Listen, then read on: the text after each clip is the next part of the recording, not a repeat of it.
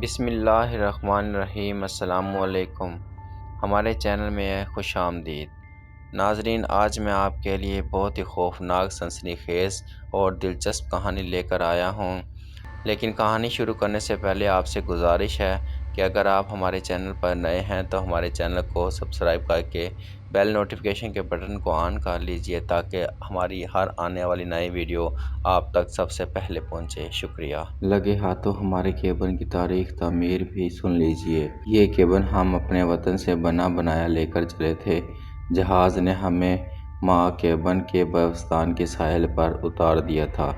وہاں سے اس کیبن کو ٹریکٹر کے پیچھے جڑی ہوئی برف گاڑی میں رکھ دیا گیا اور ٹریکٹر برف گاڑی اور کیبن کو اس مقام تک گھسیٹ لایا تھا جہاں اس وقت ہمارا پڑاؤ تھا۔ یہاں ٹھوس برف میں ایک بڑا سا گڑھا کھودا گیا اور اس گڑھے میں اس چوبی کیبن کو سالم اتارا گیا۔ اس طرح کے کیبن کی چپٹی چھت برف کی سطح سے صرف چند انچ ابھری ہوئی تھی اور پورا کیبن برف میں دفن تھا۔ یہاں یہ بھی بتا دوں کہ برف روئی کے گالوں جیسی نرم تھی بلکہ پتھر کی طرح ٹھوس اور جمی ہوئی تھی۔ البتہ جولائی کے مہینے میں جب ہم یہاں آئے ہیں تو برف اتنی سخت اور موٹی نہ تھی کہ اسے توڑا نہ جا سکے، چنانچہ کھڈے کو کھودنے اور کیبن کو اس میں اتارتے وقت کا سامنا نہ کرنا پڑا۔ بہرحال اسی چھت میں جو برفستانی سطح مرتفع سے چند انچ باہر نکلی ہوئی تھی وہ دروازہ جس سے ہماری آمد و رفت ہوا کرتی تھی۔ دروازے کے کواڑ میں دونوں طرف چولیں لگی ہوئی تھیں، چنانچہ اسے باہر کی طرف اور اندر کی طرف بھی کھولا جا سکتا تھا اور اس سقفی دروازے تک پہنچنے کے لیے چند سیڑھیوں کا چھوٹا سا زینہ بنا ہوا تھا۔ میں زینے کی پہلی دو سیڑھیاں چڑھ کے رک گیا اور ہاتھ بڑھا کر لکڑی کا کپڑا کوٹنے والا ڈنڈا پکڑ لیا جو زینے کے قریب دیوار سے لٹکتا رہتا تھا، جسے عام زبان میں موگری کہتے ہیں۔ اب میں اس موگری سے سقفی دروازے کے کواڑ کو نہایت زور سے ٹھونک رہا تھا کہ وہ برف جو دروازے کے چولوں اور قفل میں گھس کر جم گئی تھی کرچیاں ہو کر الگ ہو جائے۔ یہ تقریباً روز کا معمول تھا۔ جب بھی یہ سقفی دروازہ کھولا جاتا، چند سیکنڈ کے لیے ہی سہی کہ فوراً ہی کیبن میں موجود گرم ہوا باہر آ کر سقفی دروازے کے ارد گرد کی نرم برف کو پگھلا دیتی اور جب دروازہ بند کر دیا جاتا تو یہ پھر فوراً ہی جم کر سخت ہو جاتی اور کواڑ کی چولوں اور تالے کو ٹھوس کر دیتی۔ چنانچہ جب بھی ہمیں کیبن سے باہر آنا ہوتا تو پہلے موگری سے کواڑ پر ضربیں لگانی پڑتی کہ برف ٹوٹ کر چولوں اور قفل کو چھوڑ دے۔ میں نے کہا نا کہ یہ روز کا معمول تھا۔ آج رات چولوں اور تالے میں جمی ہوئی برف آسانی سے ٹوٹ گئی، چنانچہ میں نے موگری پھر اس کی جگہ پر ٹانگ دی اور اپنا ایک کندھا کواڑ سے لگا کے اسے اٹھایا تو کواڑ پر جمی ہوئی برف ہلکی سی آواز کے ساتھ نیچے پھسل پڑی۔ کواڑ چوں چرا کر کے کھل گیا اور میں باہر آ گیا۔ گرم ماحول میں سے دفعتاً ناقابل برداشت سردی میں آ جانے کے فوراً بعد ہی انسان اپنے پھیپھڑوں میں عجیب طرح کی تکلیف اور ٹھیس سی محسوس کرتا ہے اور سبب اس کا یہ ہوتا ہے کہ پھیپھڑوں میں جہاں کیبن کی گرم ہوا ہوتی ہے ایک دم سے وہاں کی یخ بستی ہوا گھس جاتی ہے۔ میں اپنے پھیپھڑوں کی اس عارضی تکلیف کو برداشت کرنے کے لیے تیار تھا، لیکن جس چیز نے مجھے بوکھلا دیا وہ اس برفستانی سطح مرتفع پر ہوا کی رفتار تھی۔ ہوا کی رفتار خطرناک حد تک تیز تھی۔ میں کمرے میں دوہرا سا ہو گیا، کھانسی ایک دم سے امنڈ آئی اور میں نے فوراً ہی اپنی پشت ہوا کی رخ کر دی کہ مبادا میرے پھیپھڑے برف کا ڈل بن جائیں۔ اپنے دستانے چڑھے ہاتھوں کو ناک پر رکھ کے دو چار گہرے سانس لیے، برف کی نقاب اور اینک چڑھائی اور پھر سیدھا کھڑا ہو گیا۔ جب کہ میرے قریب آ کھڑا ہوا، جیک میرے قریب آ کھڑا ہوا۔ برفستانی سطح مرتفع پر ہوا نہ چیختی ہے اور نہ چنگھاڑتی ہے بلکہ یوں کہیے کہ دھیمے سروں کی کراہتی ہے، ایک بھیانک اور نہ ٹوٹنے والی کراہ، جیسے اس برفستانی ویرانے میں کوئی بھٹکتی ہوئی روح اپنے گناہوں کا ماتم کر رہی ہو یا جیسے کوئی چڑیل عذاب میں مبتلا ہو۔ ہوا کی یہ کراہ، یہ بھیانک اور غیر ارادی کراہ انسان کو حقیقت میں پاگل کر دیتی ہے۔ پہلے بھی کئی ایک سائنسدانوں کے ساتھی جو دنیا کے اس حصے میں کھوج لگانے آئے تھے، ہوا کی اس بھیانک اور مسلسل کریا کو برداشت نہ کر کے پاگل ہو گئے تھے۔ دور جانے کی ضرورت نہیں، ابھی 2 مہینے پہلے ہمارے ٹریکٹر کا کاریگر ایک دم سے اعصابی ہیجان میں مبتلا ہو گیا۔ وہ خوفزدہ اور پھٹی پھٹی آنکھوں سے کہیں خلا میں گھورتا رہا اور پھر اس کے ہوش و حواس رخصت ہو گئے۔ وہ پاگل ہو گیا اور میں اسے ہمارے مرکزی پڑاؤ جواد پلاؤں میں تھا واپس بھیجنے پر مجبور ہو گیا۔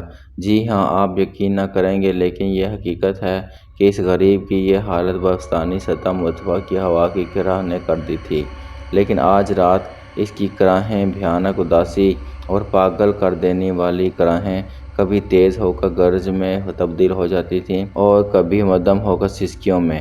گرج اور سسکیاں، سسکیاں اور پھر گرج۔ پہلے کبھی میں نے ہوا کی ایسی آواز نہ سنی۔ وہ ریڈیو کے کھمبوں سے جن کا سلسلہ ہمارے کیبن کے قریب سے ہی شروع ہو گیا تھا اور ان پر لگے ہوئے موٹے موٹے تاروں سے الجھ رہی تھی، اور وہاں وہ پھر جھنجھلاہٹ اور سیٹی کی آواز پیدا کر رہی تھی، اور یہ سب آوازیں مل کر ایک وحشتناک اور غیر عارضی موسیقی پیدا کر رہی تھی۔ لیکن اس وقت ہوا کی یہ وحشتناک موسیقی مجھے اپنی طرف متوجہ نہ کر سکی، کیونکہ اس رات اس برفستانی سطح مرتفع پر ہوا کی ان کرہوں، گرج اور سسکیوں کے علاوہ ایک دوسری آواز بھی سنائی دے رہی تھی، اور یہ آواز غیر عارضی نہیں بلکہ عارضی تھی۔ ہوائی جہاز کی گھڑ گھڑ کی آواز، ہوا کی شدت کے ساتھ تیز اور کم ہوتی ہوئی گڑگڑاہٹ کی آواز، جیسے کہیں دور، بہت دور چٹانی ساحل سے سمندر کی موجیں ٹکرا رہی ہوں۔ گڑگڑاہٹ کی یہ آواز اب قریب آ گئی تھی اور ہوا کے رخ سے سنائی دے رہی تھی۔ چنانچہ ہم اس طرف گھوم گئے لیکن کچھ نظر نہ آیا، حالانکہ آسمان پر کالے کالے بادل چھائے ہوئے تھے، لیکن اس وقت برف باری نہ ہو رہی تھی۔ یہ عجیب بات ہے کہ گرین لینڈ کے اس برفستانی سطح مرتفع پر اچانک اور زوردار برف باری نہیں ہوگی، لیکن فضا میں سوئی کی طرح نوکدار اور سوئی کی طرح لانبی برف کی لاکھوں چمکدار کیچیاں تیرتی ہوئی پھر رہی تھیں۔ تیز کرہتی ہوئی ہوا برف کی ان سوئیوں کو اڑاتی پھر رہی تھی۔ قمت مشرق کے گھور اندھیرے میں سے برف کی ہزارہا چمکدار سوئیاں زندہ کیڑوں کی طرح نکل آتی، پلک جھپکتے میں میری اینک کے شیشوں کو دھندلا دیتی اور چہرے کے اس حصے پر اینک اور نقاب کے درمیان کھلا ہوا تھا خلا پشت کے کانٹوں کی طرح چبھ کر مجھ سے بے تاب کر دیتی۔ برف کی ان سوئیوں کے چبھتے ہی ایک عجیب طرح کی تیز اور سرد ٹیسیں سی میرے جسم کے رگ و گوشے میں دوڑ جاتی اور دماغ یوں معلوم ہوتا جیسے آئس کریم کا گولا بن گیا ہو۔ لیکن میں برفانی سوئیاں کی اس چبھن اور ان سے پیدا شدہ تیز اور سرد ٹیسوں کا عادی تھا۔ ایک بار پھر میں نے ہوا کے رخ کی طرف اپنی پشت کر دی، اپنے سرد اور سن چہرے کو ہاتھوں سے خوب رگڑا، یہاں تک کہ چہرے کے پٹھوں میں خون کی گردش پھر سے جاری ہو گئی، اور پھر میں نے نقاب اور بھی اوپر چڑھا لی۔ ہوائی جہاز بائیں سے دائیں سمت تقریباً نیم دائرہ سا بناتا پرواز کر رہا تھا، کیونکہ جب وہ شمال اور مغرب کی طرف مڑتا تھا تو اس کی گڑگڑاہٹ کی آواز دور ہو کر مدھم ہو جاتی تھی۔ 30 سیکنڈ بعد ہی وہ واپس آ رہا تھا۔ گڑگڑاہٹ کی آواز قریب سے قریب تر ہوتی جا رہی تھی اور اب وہ مجھے نظر آ رہا تھا۔ جیک کے منہ سے اور نقاب کے پیچھے سے آتی ہوئی حیرت کی دبی دبی چیخ سے پتہ چلا کہ ہوائی جہاز اسے بھی نظر آ گیا تھا۔ وہ ہم سے کوئی نصف میل دور ہمارے بائیں طرف یعنی ہوا کے رخ سے پرے اور برفستانی سطح مرتفع سے صرف 500 فٹ اوپر تھا۔ پورے 5 سیکنڈ تک وہ میری حدود نظر میں رہا اور اسے دیکھتے ہی میرا حلق خشک ہو گیا اور دل زور زور سے دھڑکنے لگا۔ نہ تو وہ بم پھینکنے والا جہاز تھا اور نہ تو وہ دھول سے چلا ہوا ہوائی جہاز تھا جو اکثر برفستانی ہوائی راستوں کی کھوج میں نکلتا ہے۔ جہاز کے پہلوؤں پر کانچ کی روشن کھڑکیاں اس بات کا پتہ دیتی تھیں کہ وہ مسافروں کو لے جانے والا ہوائی جہاز تھا، غالباً ٹرانس ایٹلانٹک یا ٹرانس پولارائر لائنز کا۔ دیکھا ڈاکٹر میسن؟ جیک نے اپنا نقاب سے ڈھکا ہوا چہرہ میرے کان سے تقریباً اڑا کے پوچھا۔ ہاں دیکھا، میں نے جواب دیا، لیکن اس وقت میں ہوائی جہاز کو نہ دیکھ رہا تھا جو برف اڑتے ہوئے اندھیرے میں جا کر نظروں سے اوجھل ہو چکا تھا، بلکہ اب میں اس جہاز کا اندرونی حصہ دیکھ رہا تھا۔ میرا مطلب ہے تصور کی نظروں سے۔ جہاں مسافر بیٹھے ہوئے تھے۔ میرے خدا، مسافر کتنے مسافر ہوں گے؟ 40، 50، 70؟ کیا انہیں معلوم ہو گیا کہ ان کا جہاز گر رہا ہے؟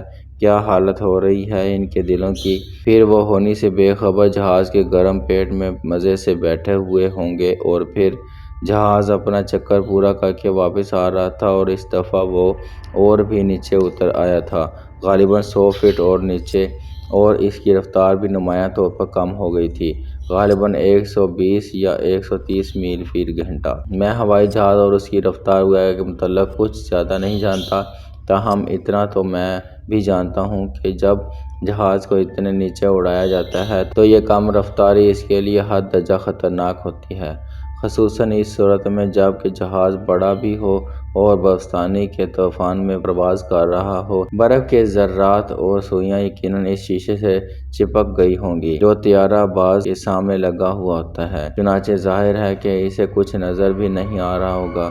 اور پھر میں سب کچھ بھول گیا، ہر چیز کے متعلق بھول گیا، صرف ایک بات یاد رہی، اور وہ یہ کہ ہوائی جہاز میں خرابی پیدا ہو گئی تھی، ہمیں جلدی کرنی چاہیے، میرے دل کی ہر دھڑکن کہہ رہی تھی۔ ہوائی جہاز پھر مشرق کی طرف گھوم گیا، وہ نظروں سے اوجھل ہونے لگا، اس نے غوطہ سا مارا اور فوراً تیز روشنی کی 2 لکیریں اندھیرے کا دل چیر گئیں۔ روشنی کی ایک موٹی لکیر دودھیا راستے کی طرح ہوائی جہاز کے عین سامنے سیدھی سیدھی بہت دور تک چلی گئی تھی۔ اس روشنی میں برف کی ہزارہا اڑتی ہوئی سوئیاں ہیروں کی طرح چمک رہی تھیں۔ روشنی کی دوسری لکیر ذرا نیچے جھکی ہوئی تھی اور ذرا دور ہٹ کے برفستانی سطح مرتفع پر اتر آئی تھی، اور ایک مخصوص دائرے میں برف کی مسلسل سلوں کو چمکا رہی تھی، اور ذرا دور ہٹ کے برفستانی سطح مرتفع پر اتر آئی تھی، اور ایک مخصوص دائرے میں برف کی مسلسل سلوں کو چما رہی تھی۔ یہ روشنی کی لکیریں ہوائی جہاز کی ہیڈ لائٹس کی طرح تھیں۔ میں نے جلدی سے گھوم کر جیک کا ہاتھ پکڑ لیا اور اپنا منہ اس کے کان کے قریب لے جا کے اور چیخ کے کہا، جیک، ہوائی جہاز اترنے جا رہا ہے، طیارہ باز جہاز کو اتارنے کے لیے مناسب جگہ تلاش کر رہا ہے، جلدی کرو، کتوں کو برف گاڑی میں جوت دو، اگر ممکن ہوا تو میں تمہارا ہاتھ بٹانے جلد از جلد آ جاؤں گا۔ ہمارے پاس ٹریکٹر تھا تو صحیح، لیکن ایسی طوفانی رات میں اس کا انجن چلانا آسان نہ تھا۔ جیک نے سر ہلایا، گھوما، اور چند سیکنڈ بعد ہی وہ اندھیرے میں جا کر نظروں سے اوجھل ہو چکا تھا۔ میں بھی بڑی جلد میں کیبن کے سفقی دروازے کی طرف گھوم گیا۔ کوئی چیز نہایت زور سے میرے ماتھے سے ٹکرائی، غالباً یہ وہ سائبان تھا جو ہم نے آلات کی حفاظت کے لیے لگا رکھا تھا، لیکن ہم نے اس کی کوئی پرواہ نہ کی۔ جلدی سے جھک کے کیبن کی چھت میں لگے ہوئے دروازے کا کواڑ کھولا اور زینے پر سے ایک سیڑھی اترنے کی زحمت گوارا کیے بغیر کیبن میں کود پڑا، اور اس کے فرش پر اس طرح گرا کہ سر تو فرش پر ٹکا ہوا تھا اور ٹانگیں ہوا میں بائے سائیکل سی چلا رہی تھیں۔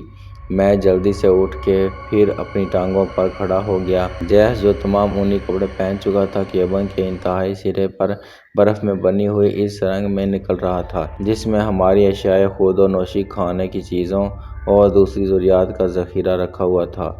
جیس، جتنے بھی اونی کپڑے ہاتھ لگے ہوں اٹھا لو، میں نے جلدی سے کہا۔ جیس عجلت میں نے جیس کو یہ حکم دیا تھا، اتنی ہی عجلت میں سوچنے کی کوشش کر رہا تھا اور ان چیزوں کی فہرست مرتب کر رہا تھا جن کی اس وقت ضرورت محسوس ہو سکتی تھی، لیکن دماغ تھا کہ جیسے کام ہی نہیں کر رہا تھا، کوئی چیز یاد ہی نہیں آ رہی تھی۔ حد سے بڑھی ہوئی سردی نے جسم کے ساتھ ساتھ غالباً دماغ کو بھی سن کر دیا تھا۔